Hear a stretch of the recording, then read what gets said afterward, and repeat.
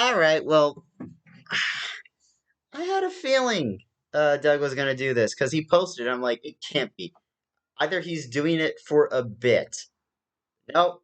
Lo and behold, I was somewhat right. I knew and somehow I got it.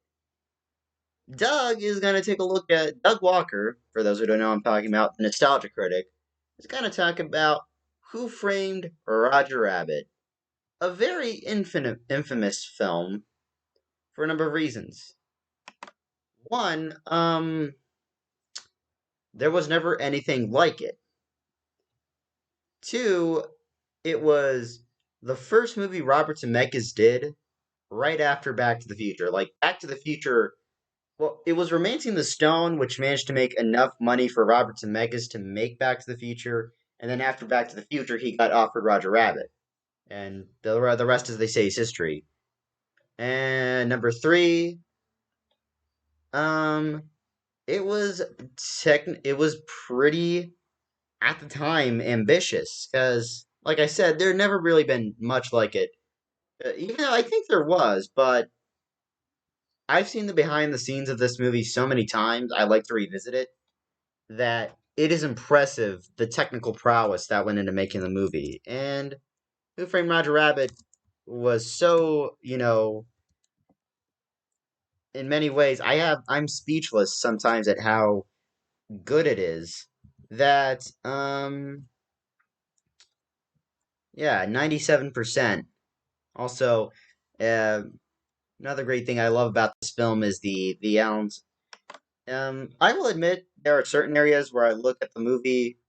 Actually, I have no complaints. Roger Rabbit is one of my all-time favorite films. It's probably my second favorite film from Zemeckis. But I was just so impressed with the movie, and I still love it to this very day. Comedy won 4 Oscars, 3 Oscars, and one I think is a special achievement award that it won. Let me look. All right. So, as far as it goes, it won for best film editing, best sound editing, and best visual effects. And Richard Williams, the animation director on this movie, won a special achievement award. And okay, so technically it got nominated for 7 main Oscars, for 6 Oscars, and a special achievement award. It won 3 Oscars and the special achievement. Dean Cundey was nominated for his work. Dean Cundey, like, just to show you how great the cinema this movie is. This is actually during his collaboration, his time. Look at some of the films that, like some of the earlier films that. Oh, he's now working on a Book of Boba Fett. That's awesome. I'm glad Dean Cundey is returning. Dean Cundey is like one of my favorite DPs of like the '80s. Worked with John Carpenter on Halloween, The Thing. Did Romancing the Stone, Back to the Future, Big Trouble in Little China, Jurassic Park, Hook, Apollo 13. Um, Although I will say, he sadly made a few stinkers over the years. But he has now come back, and apparently he's the DP now on the book of. He's now shooting episodes of Book of Boba Fett. There's so many great things about Roger Rabbit that I don't think I can do it justice. No one can. There's never anything like it, and there never will be. Even like when you see stuff like Detective Pikachu, which obviously was inspired, took inspiration from this movie. It's like Roger Rabbit will still be at the top. And yeah, before you see, kids, before Avengers Endgame, Who Framed Roger Rabbit was the most ambitious crossover because it was the only time you could see cartoons that were owned by Disney and cartoons owned by Warner Brothers in the same room. And that was the thing. They could only be in the movie for Warner Brothers. They could only be in the movie as long as you had the Disney doppelgangers by the side. I don't know what the correct term is. So, like for example, the one scene in the Ink and Paint Club, the where they're on piano, Daffy and Donald. That was the only scene they're in, and then their only scene, honestly, in the movie. And then there's a scene with Bugs Bunny and Mickey Mouse diving. Yeah, it's like You guys got that one's like I love that moment. It's like pure Bugs Bunny, where it's like, where's the spare tire? Give me the spare. And Eddie's obviously talking about the parachute, and right there, he's like, "All right, Doc." He's like, Mickey is like, "You better let him have it, Bugs." "All right, Doc. Whatever you say. Here's a spare. Thanks." Pulls the pulls the string. It becomes a spare tire, and it has Acme written all over it. So much good details. I've seen this film ever since I was 11, and I'm still impressed with it. But let's hear what Doug has to say about it, because let's see how long we're in. Plus, there's going to be ads.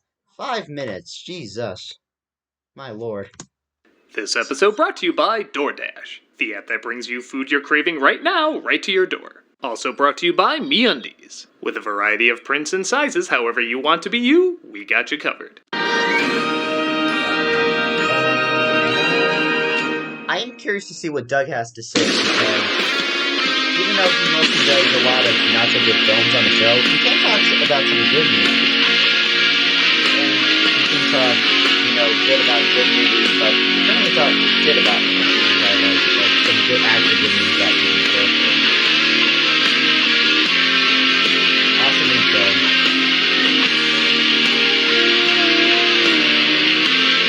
Reminds me, I haven't seen Rob in a while. Why that is. Hello, I'm the Nostalgia Critic. Guy remembered? Oh, I can't hold it in. We're going to talk about one of my favorite movies of all time, Who Framed Roger Rabbit? Mine too. The 1988 groundbreaking blend of animation and live action was the equivalent of every little... The fun thing is, this movie took, I think, 3 years, technically 2 years to make, because they shot the live action stuff first, and then they worked on the animation, and so groundbreaking. I can't hold it in, the excitement. Little kids' Avengers Endgame at the time. Most of the cartoon characters we grew up adoring were finally seen side by side. Bugs Bunny, Mickey Mouse, Donald Duck, Daffy Duck, Droopy, Woody Woodpecker. Plus a slew of new memorable faces like Baby Herman, Jessica Rabbit, the Weasels, and of course, good old Roger. And I'm happy to announce we have a special guest on this episode, Roger Rabbit himself. Say hello, Roger. Oh, damn it. I thought they were going to get... When they said Roger Rabbit, I thought they were going to get the plush of Roger. I love Malcolm. I love that Malcolm is dressed as Roger, but... Or Charlie Fleischer. They could have gotten Charlie Fleischer, the voice of Roger Rabbit, to be in this. Roger? Huh? What? Oh. I'll have your rent money in a year or two. Roger, we have a video to do, and the contract you signed specifically said sober. Oh, so you've worked with entertainers before. Roger, are you okay? Better than ever. Go ahead, unzip your pants and we can get this over with. Dude, it's not that kind of video. What happened to you, man? You were a big star. Yeah, I was going to be. Everybody loved me when the movie came out. What, people don't now? No, people don't even know I exist. Some film is... That's not true. I still remember Roger Rabbit. I watch it every time. I still have it on DVD. I'm trying so hard to get the Blu-ray of it, and it's on Disney Plus. I have it on my watch list on Disney Plus. I've been planning to rewatch it. Never got around to it. Come on, Roger. Although I can understand there's been a certain backlash to this movie. CinemaSins. Story and it'll bring me up here and there, but then I'm forgotten like always. Actually, yeah, not a lot was done with you afterwards. Huh. At the time the film was built... I remember that after the movie, there was 3 Roger Rabbit shorts. I remember those Roger Rabbit shorts. They'd actually been trying to do a sequel for a long time. And I think the sequel is going to be eventually directed by Spielberg, who was the executive producer on this. But nothing ever came to fruition. Like, nothing. There was no interesting plot. I do know there was one that was apparently written by J.J. Abrams, but that one will never probably see the light of day. And then it went through different writers. Yeah. It's sad. I see what they're talking about, but I still remember Roger Rabbit vividly. I still love to talk about it. Me and my friends love to talk about it. Built up as the next evolution of cinema, with Spielberg producing technical wizardry pushed to the limit. And one of the hottest directors at the time, Robert Zemeckis, at the helm. And that's one of the reasons so many copyrights were bent to bring characters together you would never see together. But aside from an occasional crossover, this mix of real life and hand-drawn animation never went that far. Even you just got a couple animated shorts and then practically vanished. Hey, I had a theme park that parents took their kids to whenever they wanted to sip on vodka from the sun lotion bottles. So, what have you been doing for money? What or who? Oh God. The stuttering P thing can make a lot of people happy, if you know what I mean. Roger, I had no idea. It's not all bad. I do birthday parties sometimes. Well, that's nice. There's still some children interested in you. They're over 40. Yikes. The stuttering P trick comes in handy there, too. Well, look, Roger, I know you're not as big a star as Mickey Mouse or Bugs Bunny or Betty Boop. You think Boop is bigger than me? Well, that's not what yeah. Christ. But your movie's more than just a technical landmark, it's a storytelling landmark. Lots of folks assume because there's kids. That is true. Man, it's always something I have to talk about is the story. The story is very straightforward. It's just a simple, something is going on, frame job. Yeah. Man, there's so much. The plot is overall straightforward, but when you think of this movie, I always think about the technical wizardry, the great effect, and kids' cartoons in it, it must be meant for children. But not only was this made at a time when PG really had a lot more of an edge to it. What the hell is wrong with that cake? Yes. Son of a bitch. But the way the film is written and directed displays great talent in how to quickly and subtly get across a lot of emotion and information. And because drunk people love saying how terrible they are so they can be told how great they are. That's not true. I'm worse than Bin Laden. I'm going to point out why this film deserves to be analyzed over 3 decades later. So sit back and enjoy another look at Who Framed Roger Rabbit. No. Then get drunk and stay out of my way. Oh, so you know my family's crest. The film opens with a baby Herman and Roger Rabbit short. Roger is voiced by Charles Fleischer, who, yes, did dress like a rabbit on set to get into character. That is true.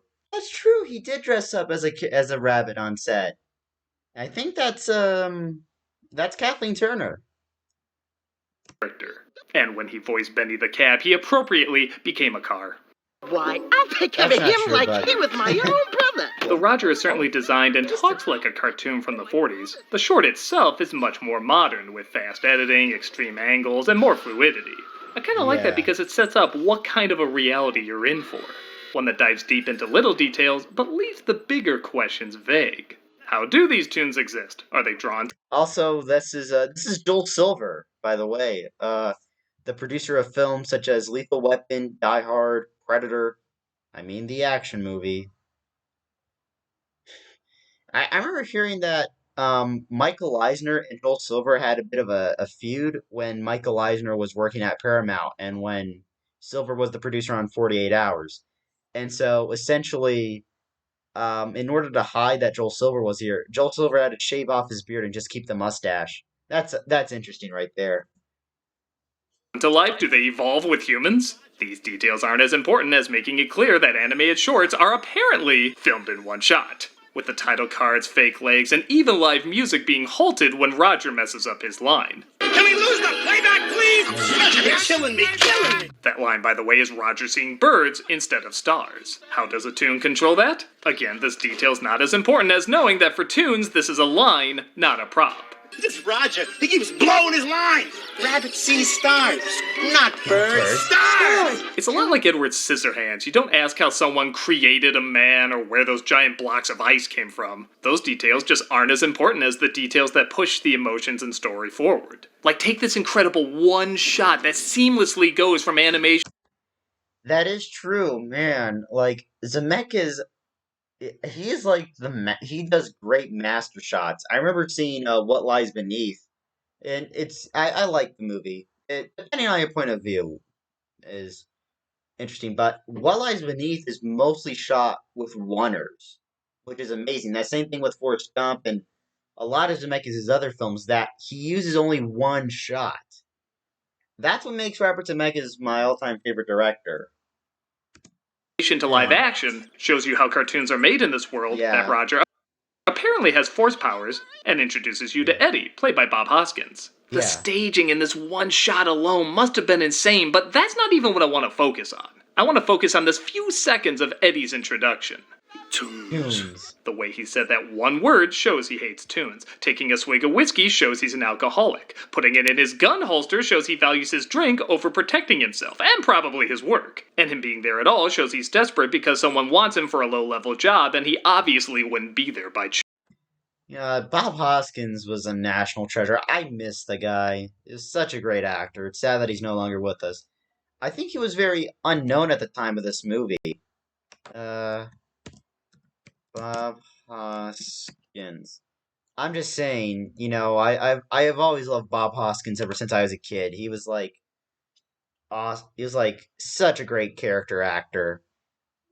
Illness and death. Freaking pneumonia. That's horrible.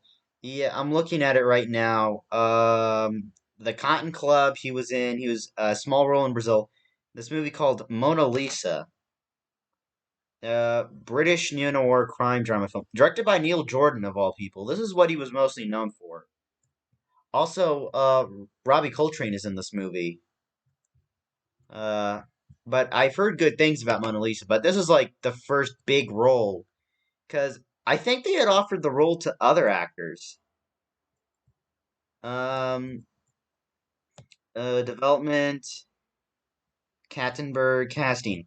Harrison Ford was Spielberg's original choice to play Eddie Valiant, but his price was too high. Chevy Chase was the second choice, but not interested. Bill Murray was also considered for the role, but due to his idiosyncratic method of receiving offers for roles, Murray missed out on it. Eddie Murphy reportedly turned down the role as he misunderstood the concept. He later regretted this decision. And Robin Williams, Robert Redford, Jack Nicholson, Sly Stallone, Wally Shawn, Ed Harris, Charles Grodin, and Don Lane were also.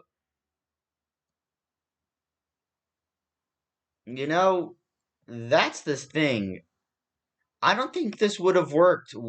This movie would only not have worked if someone else was Eddie. And going with a very unknown actor is amazing. From what I hear, actually, Bob Hoskins looked at his kids in order to better portray the way they're doing it here. There's so much facts I have about this movie. This video is going to be like an hour long, tops. Choice. It's crazy how much information to get across to you in just that one shot, and most of it's nonverbal. This really is master filmmaking, even when not focusing on the brilliant animation directed by the late great Richard Williams. We'll get to his contribution in a little bit. Rest in peace. Richard Williams was such a talented man. I hope they one day release his version of The Thief. I think it was The Thief and the Cobbler that Weinstein unfortunately screwed over. Mr. Maroon, Mr. Valiant's here to... Eddie is brought to cartoon producer R.K. Maroon, by the way, voice of the gorilla later, who says to help Roger with his lines, he wants Eddie to take some sexy pictures of his wife Jessica to calm him down. Get me a couple of nice, juicy pictures Pictures I I can can wrap wipe it the up rest with. Admittedly, for a detective, he should have smelled he was being set up, but as everybody mocks him for, he's not exactly in his prime. From the smell of him, I'd say it was the booze talking. He looks like a sensitive and Sober sober fellow. Did you change your name to Jack Daniels? And pretty much everything in the next few minutes sets this up. He's trying to use the check on the trolley. He doesn't own a car. He fixes his broken sign. He throws out his bills. He knows all the barflies and even borrowed money from his girlfriend. I think, also, this is Joanna Cassidy. Also, at the time, known for her role in Blade Runner as Zora. The replicant who dances with snakes, which, another interesting... I actually hate snakes, by the way. Interesting thing about that movie was, as well, for that scene, Joanna Cassidy actually had had pet snakes, a Burmese python. Bucks? Where's the rest? My other man prostitutes pay me back a lot faster. Every little detail is setting up this character through a visual medium. Hey, mister, ain't you got a car? Who needs a car in L.A.? We got the best public transportation system in the world. May a nearby forest fire start if I'm wrong. See you later! Go, mister. Thanks for the cigarettes. Give me 5 80s PG. Hey, give me 5 280s, PG. Cigarettes. Give me 5 80s. Boom. I miss 80s PG. I wish that could be brought back. I wish the world could easily see that PG-rated movies were so much better than they are now. I know people have said that they're going to get rid of PG. I think they should bring it back, but bring it back to like the 80s when not everyone was as closed-minded, not everything was as conservative. Oh. 80s PG? Mm-mm.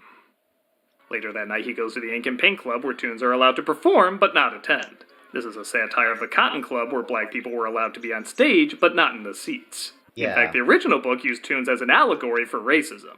Which, if this was made by Disney today, you know it'd be hammered in like sin, but this film decides to be a little more subtle. There are a lot of little clues that add up, as the humans rarely consider the inequality between the two of them. They just see him as goofy entertainment to take advantage of. No, there's no justice for toons anymore. Strictly humans only, okay? Our left can be a very powerful thing. Why, sometimes in life, it's the only weapon we have. Again, a lot of emotional information that's gotten across in a natural way that doesn't feel manipulative.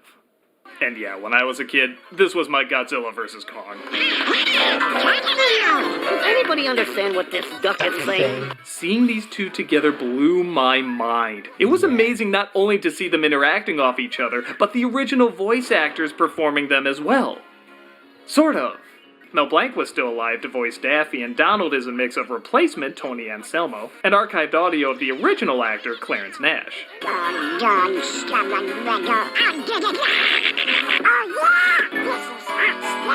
It's also cool that Eddie is still friends with Clarence Nash. This line gets so much interesting. The joke is essentially, because in the script, the line is doggone stubborn little. But due to Daffy's speech impediment, we hear this. It sounds a lot like a word that would get me canceled, and I'm not gonna say, but the movies.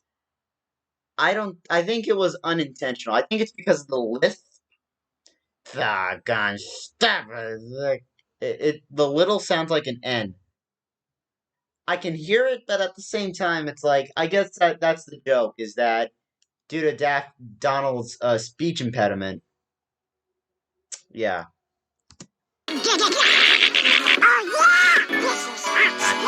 It's also cool that Eddie is still friends with some toons, like Betty Boop, still voiced by the original actress Mae Questel.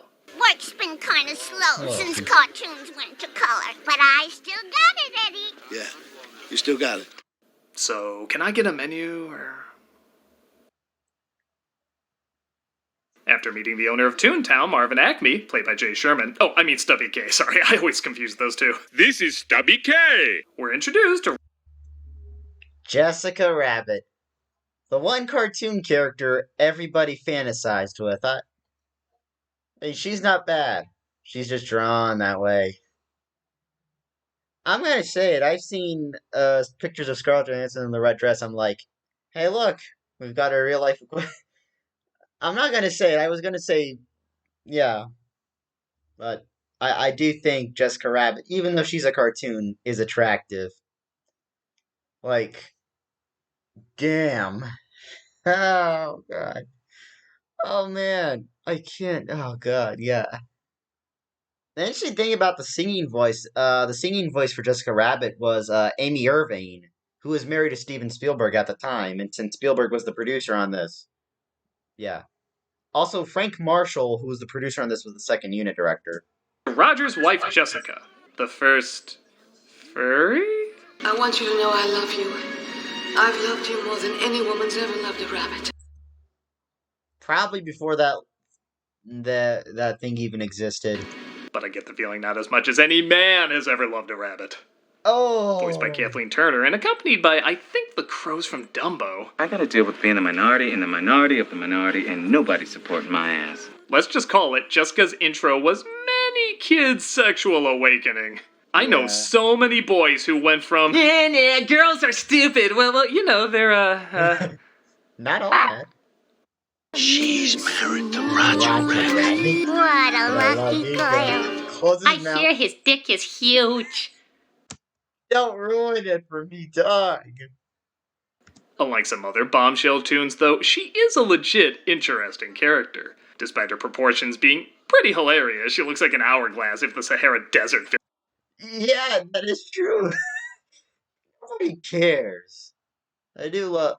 Yeah, I'm sorry. I'm still mesmerized by Jessica Rabbit. I'm a man of culture. Damn it. Build it up. She is written very mysteriously. While the villain of the film is rather clear, you're not always sure whose side she's on. Does she love Roger, or is she using him? As a cartoon human, is she more on the Toon's side or People's side? Through most of the film, either is believable.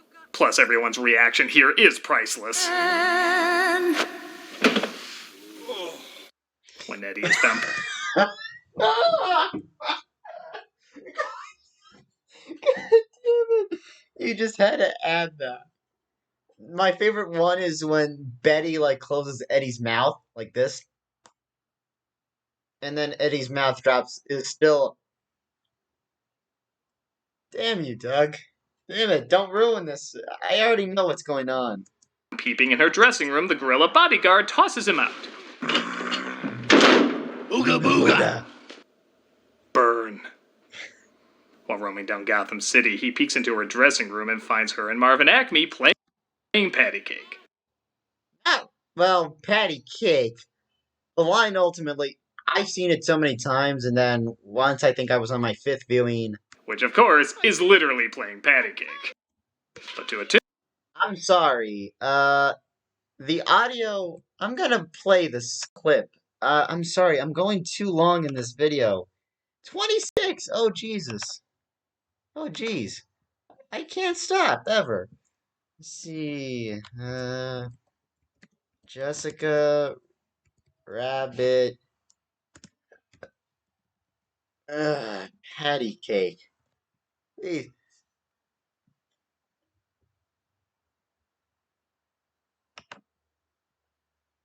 Come on.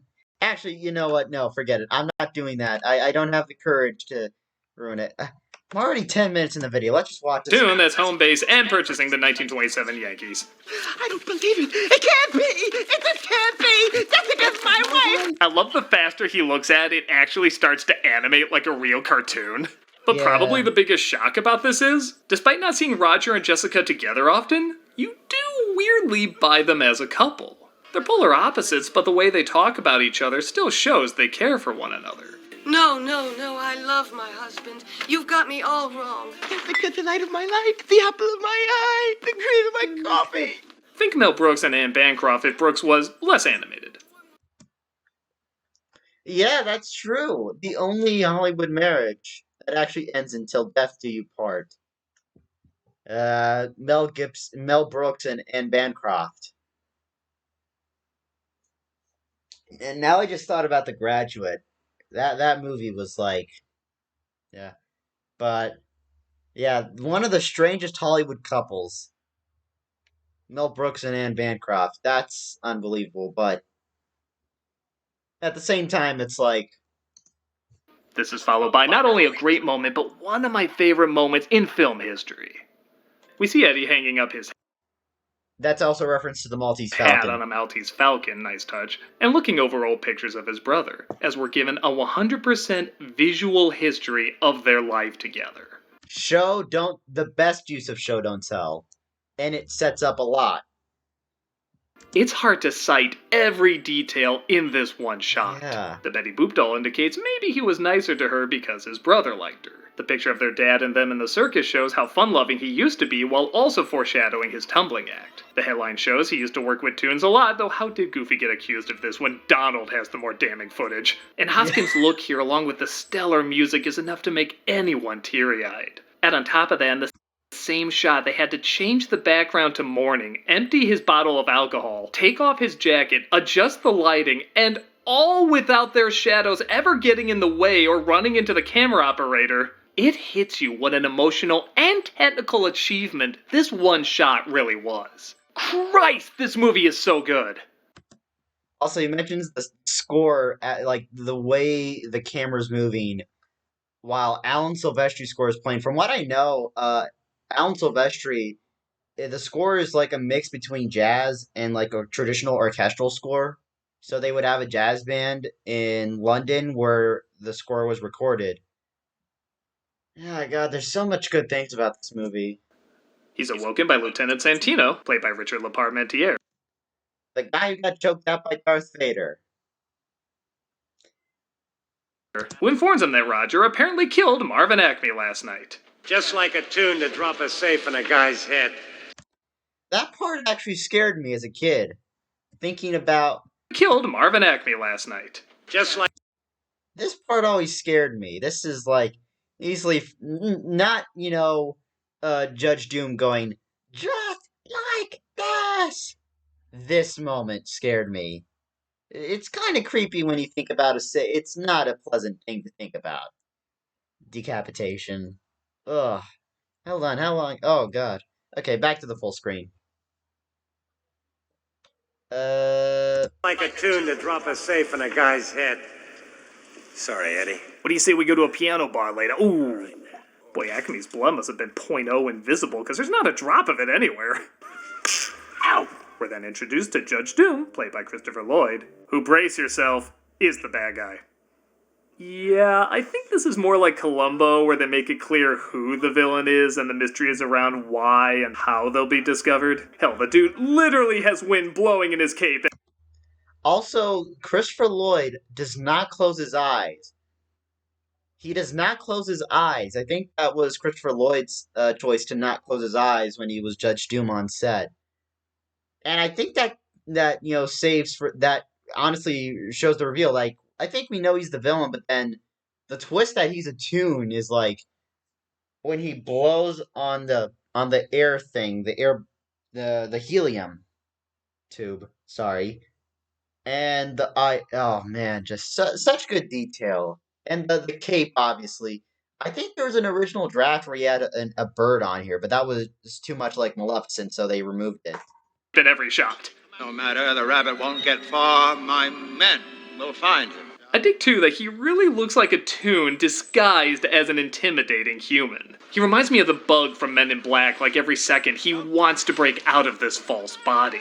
With artificial-looking skin, exaggerated features, and teeth so white it makes Simon Cowell look less like the Mask. Did you find the rabbit? Don't worry.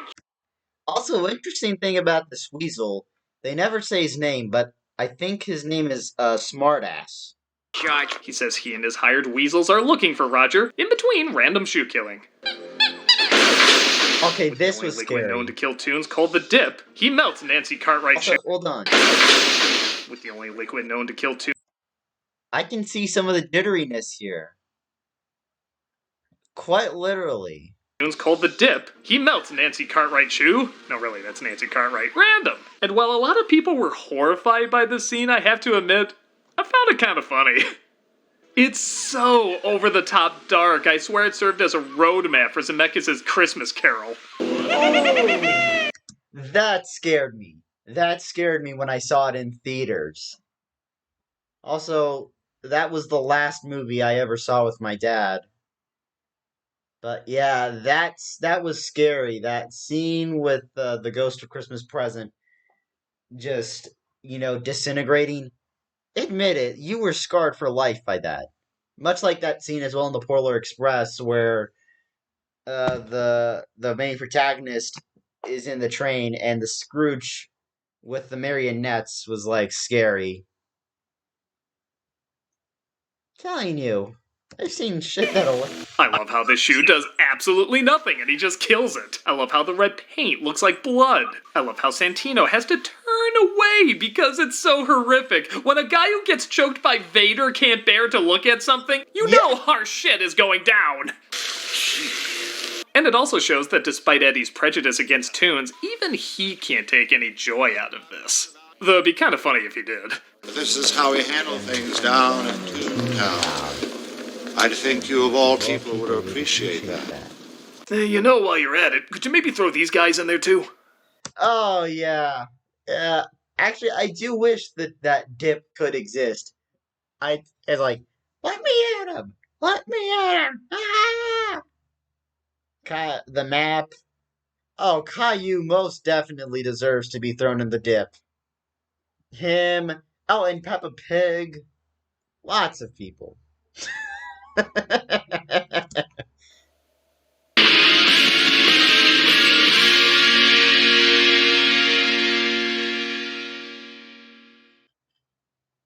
All right. DoorDash. Look, I make a lot of these. This is the best I could do this week. Did you forget that one thing at the store? Now you can get snacks, drinks, and household essentials in 30 minutes with DoorDash. DoorDash connects you with the restaurants you love right now and right to your door. And now you can get the grocery essentials you need with DoorDash too. Get drinks, snacks, and other household items delivered in under an hour. Ordering is easy. Open the DoorDash app, choose what you want from where you want, and your items will be left safely outside your door with the contactless delivery drop-off setting. With over 300,000 partners in the US, Puerto Rico, Canada, and Australia, you can support your neighborhood go-tos or choose from your favorite national restaurants like Popeyes, Chipotle, and the Cheesecake Factory. Dory Dory Dash Dash. That's my catchphrase. I think. I'm going to the offer for a limited time. Our listeners can get 25% off and 0 delivery fees on their first order of $15 or more when you download the DoorDash app and Sorry, I gotta pause again for a quick second. I gotta pause the live recording. Gotta go help out. Sorry about ignoring the ad there, by the way. I actually had to do something quickly. It's fine. I barely pay attention to the ads. Let me just press play here while I... Enter the code Nostalgia2021. That's 25% off up to a $10 value and 0 delivery fees on your first order when you download the DoorDash app in the App Store and enter the code Nostalgia2021. Can I hear that offer again? Of course, that's Nostalgia2021 for 25% off your first order with DoorDash. Subject to change, terms apply. So get what you need today. Why? Somebody's knocking at my door. Who could it be? Why, it's MeUndies. This one I have no excuse for. Summer is coming in hot, literally, but with MeUndies breathable and... Oh. How dare you? Okay, this I'm actually curious about. Hold on. Sending something. Softest fabrics, you can soak up the sun and feel cool for the summer. With a mix of classic colors and adventurous prints perfect for summer, express yourself in your own unique way. Because MeUndies believes that comfort is about more than what's touching your skin. It's about feeling comfortable in your own skin. No, seriously, this stuff's pretty cool. Like, the fabric's really soft, the prints are really crazy and imaginative, and yeah, like the door said, it's summer, it's getting really hot. This stuff's really good. Go check it out. It's back to the door. Designed to be the softest thing you've ever worn, MeUndies are energized by creativity and made for self-expression. Available in sizes from extra small to 4 extra large, MeUndies has countless styles and prints to choose from, so your buns can have more fun. That one was in the read? I did. Styles and prints to choose from, so your buns can have more fun. That one was in the read? I did not make that one up. And MeUndies has a great offer for my viewers. By the way, for any first-time purchasers, you get 15% off and free shipping. MeUndies also has the protection-free philosophy. If you're not satisfied with any product for any reason, they'll refund or exchange it. No caveats, no questions. To get your 15% off your first order and free shipping, go to MeUndies.com/nostalgia. That's MeUndies.com/nostalgia. This has been the MeUndies Door. Companies can have a door for a mascot, why not? Saying, don't just look comfortable, be comfortable.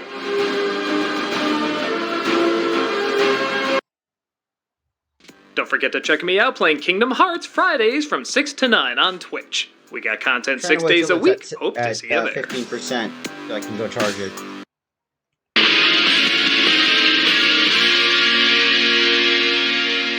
Back at Eddie's office, Baby Herman shows up to tell him Acme had a will leaving Toontown to the Toons, and that's the reason he was killed off. Why don't you run downstairs and get me a racing form?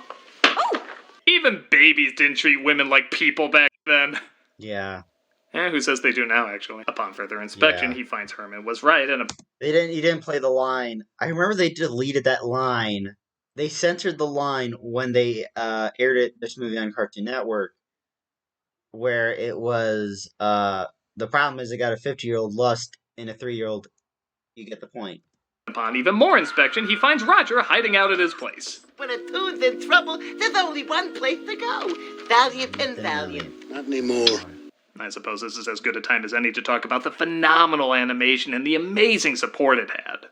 On one hand, you have the animation itself, which, keep in mind, there was no CGI back then to measure the lighting or geometric placement of where they should be, yet when they showed the first test to producers, some of them legitimately asked, who's the guy in the rabbit suit? And you're not gonna get away I remember this. from me again. This time. Part of that is because another version of the film was shot with stand-ins to get an idea of where they would be and how the lighting would hit them.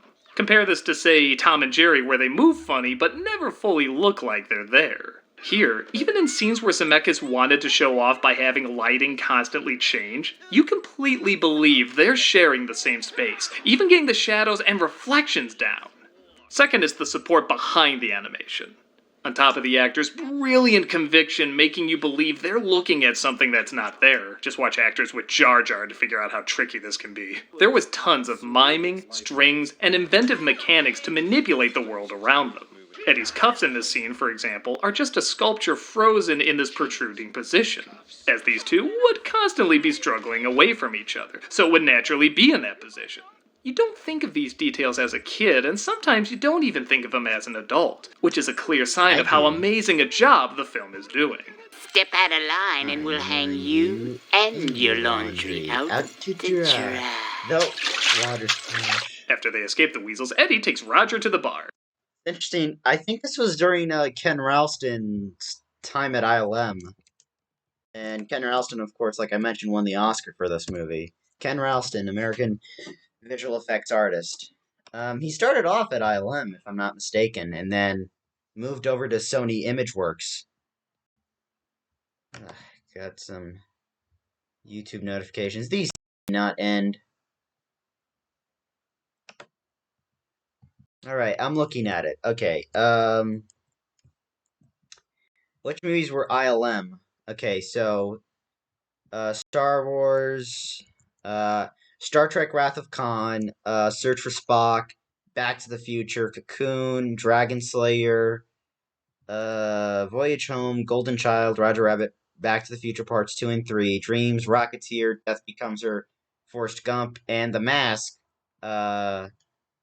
Let's see, The American President, and Sabrina. That's the Harrison Ford movie, right? The Harrison Ford version. And then I think starting with Jumanji was his last movie with ILM, and then he later transitioned to Sony Pictures Imageworks, where it was Phenomenon, Michael, Contact, Castaway, Men in Black 2, America's Sweethearts. That's strange. Yeah, Polar Express, Beowulf, apparently both Alice in Wonderland live-action films. Second unit director, Death Becomes Her and the Rocketeer, special effects, Beowulf, art department, yeah. President of Sony Pictures Imageworks. But yeah. Sabrina. Is that the one? 1990. Yeah, the Sidney Pollack version, directed by, the Sidney Pollack directed version that stars Harrison Ford in the role. I had the Book of Boba Fett up. Why? I do not know. I probably was... Oh yeah, I was looking up Dean Cundey, the film cinematographer. See, this is why I should not do anything. David Klein and Dean... Oh, yeah. Okay. Technical specs. Depends on... Alright. Joined, in 1996, after nearly 20 years at ILM. So, he was at ILM from, like, the beginning until 2005. And he hasn't done effects much, so that's strange, but at the same time, what the hell. Alright, back to the video. Yeah, but, Richard Williams, Ken Ralston, George Gibbs. Damn, now I gotta look it up, too. Richard... Yeah, Canadian-British animator.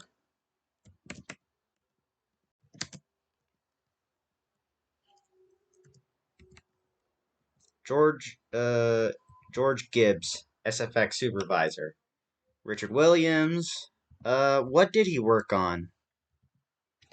Yeah, also, he sadly passed away. I think it was last year. Let's see. Richard Williams. Yeah, no, actually passed away in 2019. Yeah. I remember when you tried to make The Thief and the Cobbler, and then essentially Harvey Weinstein redid the whole movie and stripped him of his vision. Animation department. Oh yeah, he did some of the Pink Panther films, like some of the original ones. And George Gibbs. What did he... Also sadly passed away, George Gibbs. 2020. Oh my god. That's just sad. Huh. Alright, so essentially I'm just looking at all of this. I'm like impressed. Damn. It's just impressive. All right. Okay. From how Man Who Knew Too Little. I enjoy that movie. The Saint, 101 Dalmatians, First Night, Patriot Games, Indiana Jones. The first 3 Indiana Jones films, if I'm not mistaken. No, just Temple of Doom and Last Crusade. Roger Rabbit. Who was the other one who won the Oscar for his work on the film? Because I know that for when it's Best Visual Effects, it's up to 4 nominees. So, Ken Rustin, Richard Williams, Ed Jones. Right. Oh, he also won for Temple of Doom. All right. Ed Jones. Who is Ed Jones? Known for his work on The Witches of Eastwick, Roger Rabbit. Okay. Seriously, I'm just doing this on the fly right now. I'm just doing this quick. The internet would work. All right. Let's see. Oh God, not Hard Rain. That movie sucked. All right. Space Jam. Death Becomes Her. Hook. What was his role on Roger Rabbit though? Optical photography supervisor. All right. So let's just go back to the video. We've got a few minutes left, anyways. But tell me, Eddie, is that a rabbit in your pocket or you just happen to see me? Can it be both? They get out of the cuffs and Eddie asks Dolores to check on Acme's probate. Yeah, check the probate. Why, my Uncle Thumper had a problem with his probate. Wait. That's not the same Thumper I'm thinking of, is it? No. Totally unrelated.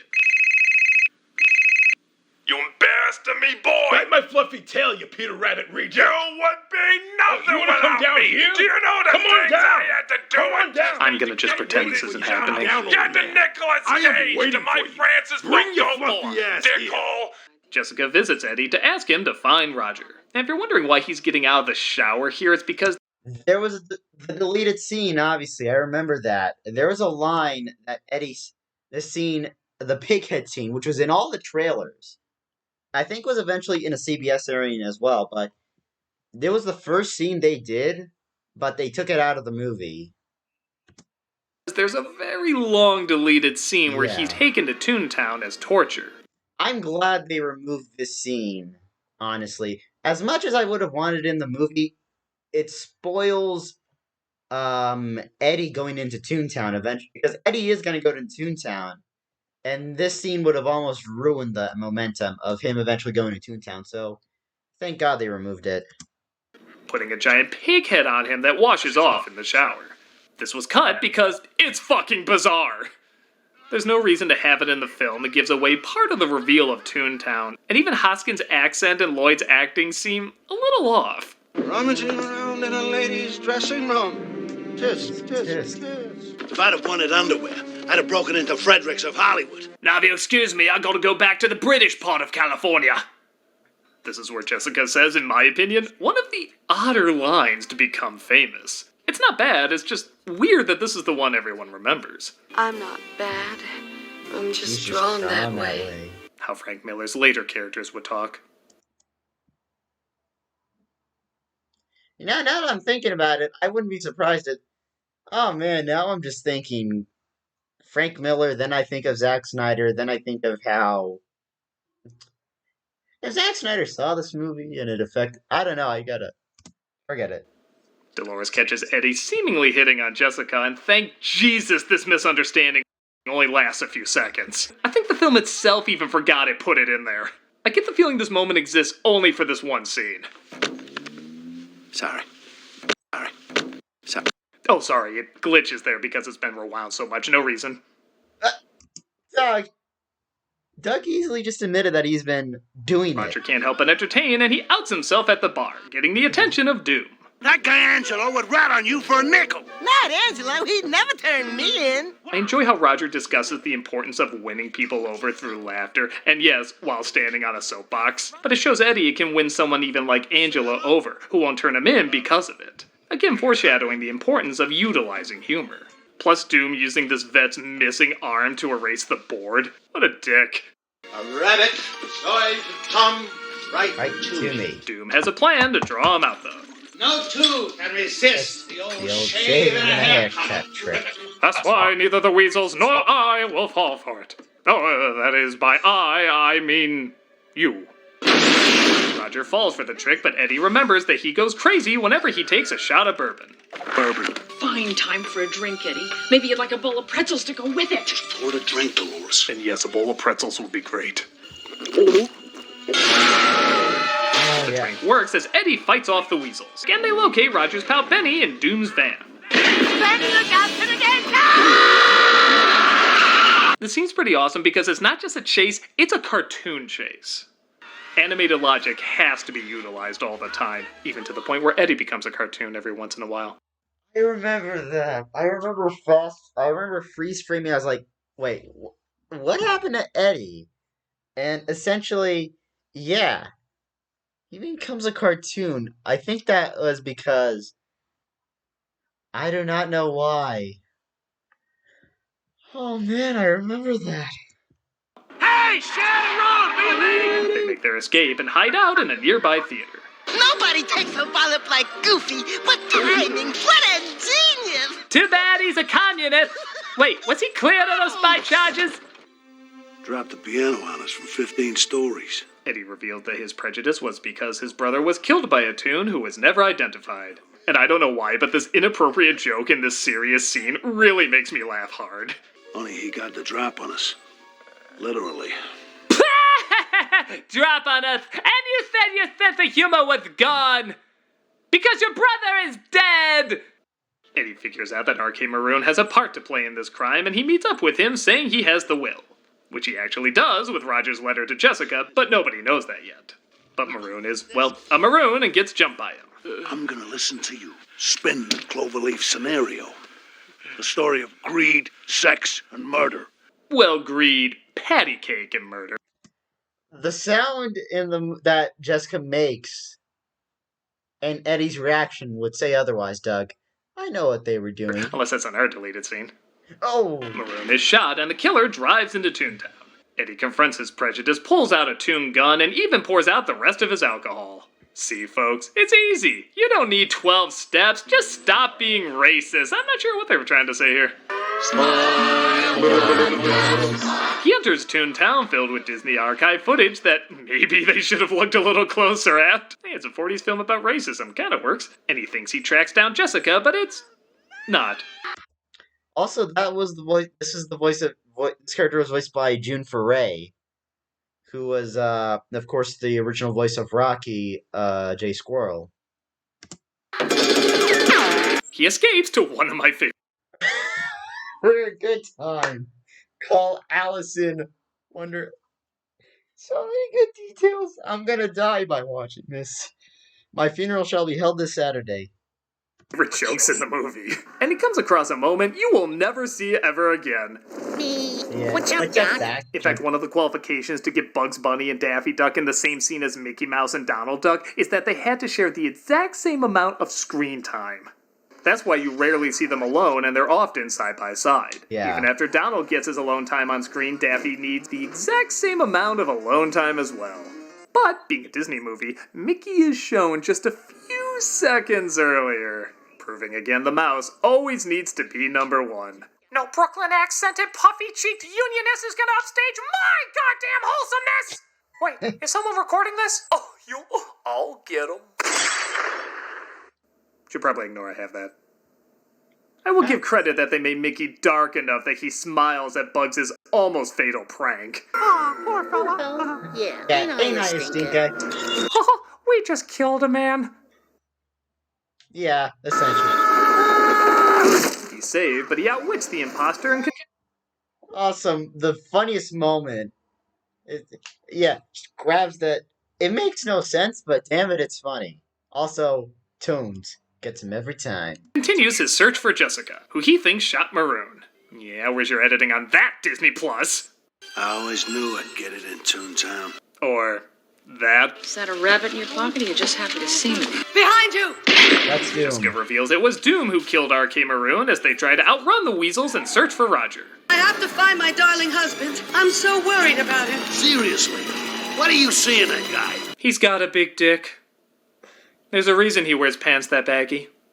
Oh, Doom no. stops them by... Wait, I got one more. You know how when you pull out a mallet, it's really tiny in your pocket, but then when it's out, it's like gigantic?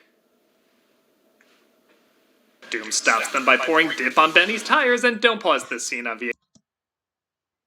Oh, God.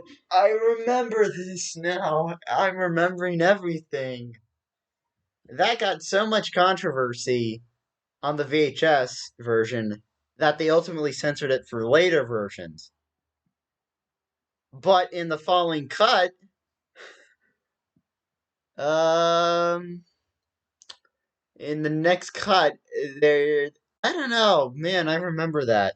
And yet, yeah. And yet Disney refuses to censor a portion. I tell you what, Disney is strange nowadays. They still put sex in Lion King, despite the fact, even though Disney tells you it's SFX, it's actually, you know what it is. VHS, it'll grow up your kids too early. Have my certificate. Do they have the will or not? Nah, just a stupid love letter. Doom reveals that without the will, he'll be the owner of Toontown and plans to obliterate it to put up a freeway. Most likely a commentary on gentrification and not caring for the people who live there. Again, tying back into the racism allegory. No one's going to notice Toontown's disappeared? Who's got time to wonder what happened to something nice when you're driving by at 75 miles an hour? How else could you explain words like this suddenly sounding evil? Inexpensive motels, restaurants that serve rapidly prepared food, and wonderful billboards. My God, it sounds a lot like Disney. Roger tries to save the day, but he gets captured as well. Eddie, however, gives into his silly side and makes the weasels literally laugh themselves to death. But then Doom enters the picture and he defeats it. Yeah, pretty easy actually. Nothing too difficult. Well, that's not what happens. Yes, it is. Why don't you want to talk about... No, that's really it. Nothing else. No, Mr. Critic, there's so much more. You know what scene you're leaving out. I know what they're talking about. It's the Toon reveal. No, there's really no scene. Oh dear. Perhaps did you repress this? Remember me, Critic! When I killed your childhood, I talk!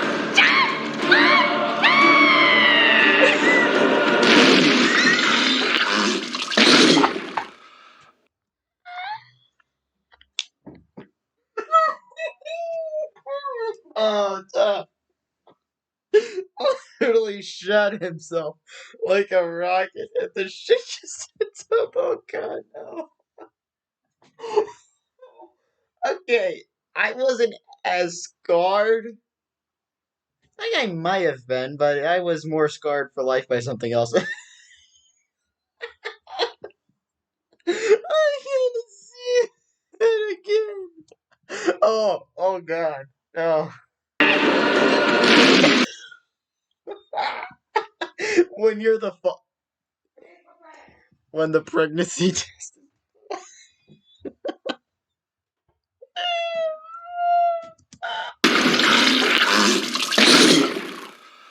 All right. Oh, I gotta catch my breath.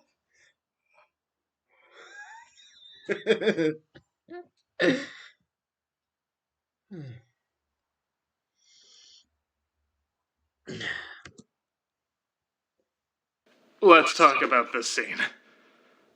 After a suspenseful fight with some damn good effects of Doom getting flattened and getting back up, he's revealed to be a Toon.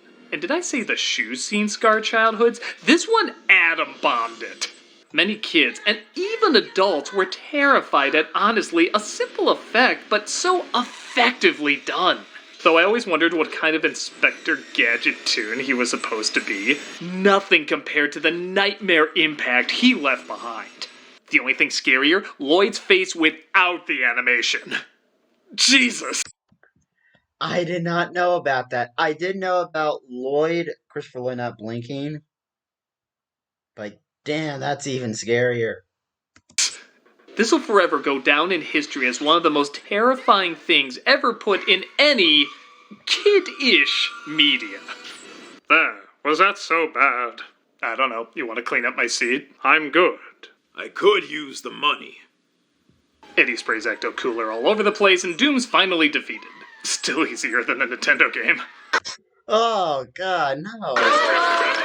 The police and the Toons arrive to discover not only was Doom responsible for Acme's murder, but the will was Roger's letter to Jessica with disappearing, reappearing ink.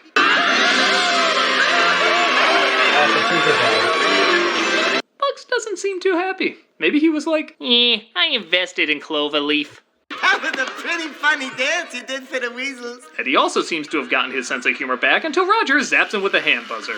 Don't tell me you lost your sense of humor already. Does this answer your question? No, he's still a good sport. The Toons sing absolutely nobody's favorite song, and their freeway idea will never fuck up California in any way possible.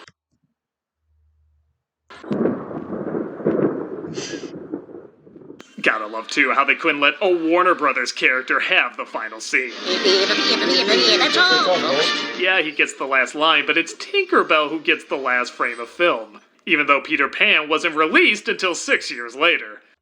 Another interesting thing is the penguins from Mary Poppins.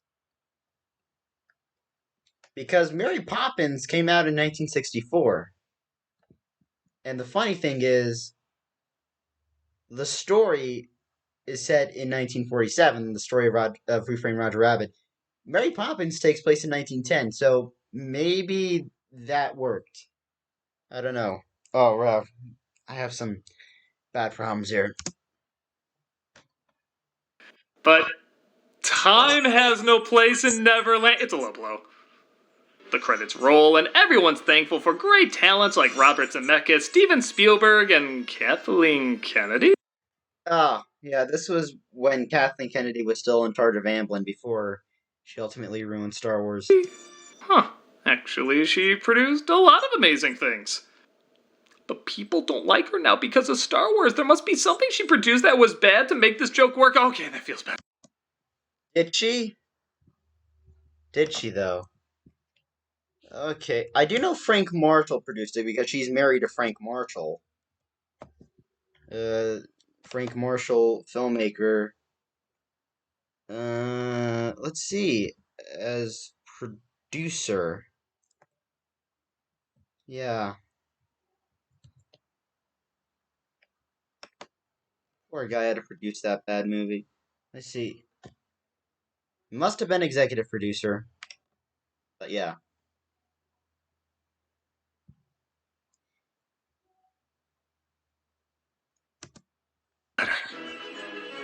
Who Framed Roger Rabbit may not have jump-started a new evolution in film, but honestly that might be one of the reasons it's so one-of-a-kind.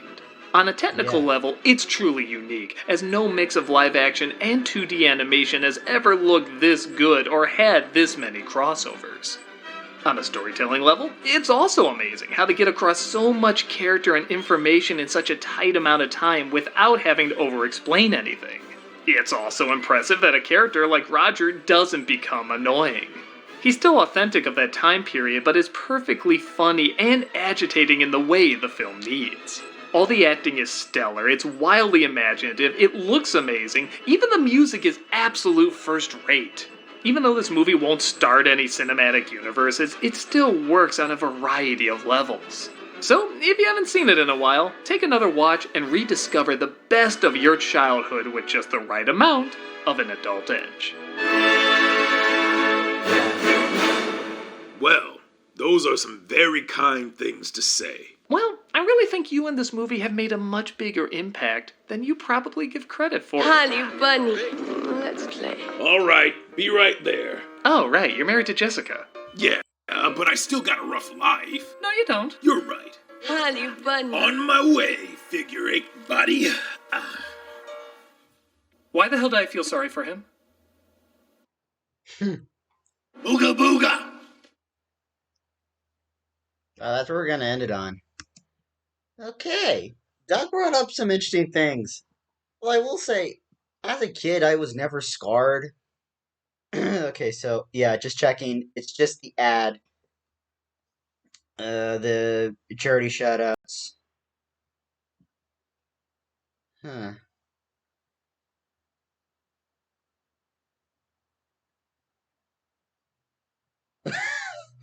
Damn it.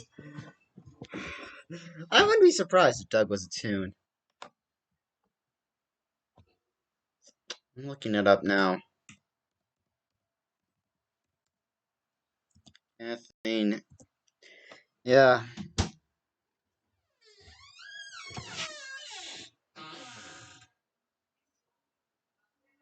Oh, I hear this rumor from...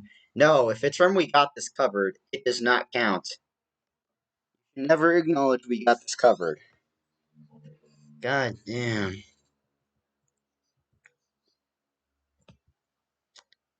Filmography. So, I'm looking at it now. Executive producer. Gremlins, Young Sherlock Holmes.